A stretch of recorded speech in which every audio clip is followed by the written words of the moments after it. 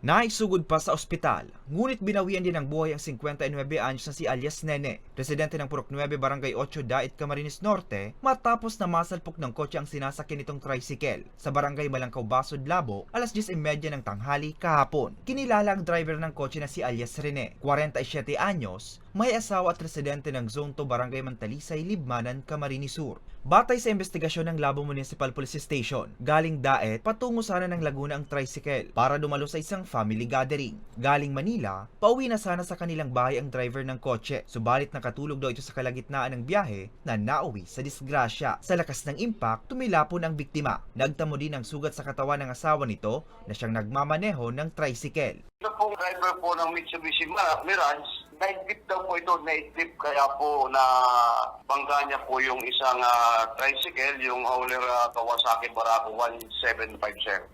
Hindi na rin umano magsasampa pa ng kaso ang naiwang pamilya ng biktima. Hindi na po, bali nagkausap na po agad ito, kaya hindi po nating actually, kung ang sana po namin, kaya lamang nagkasundo na agad po sila, isisettle na po nila, pero andito lang po sila sa aming istasyon.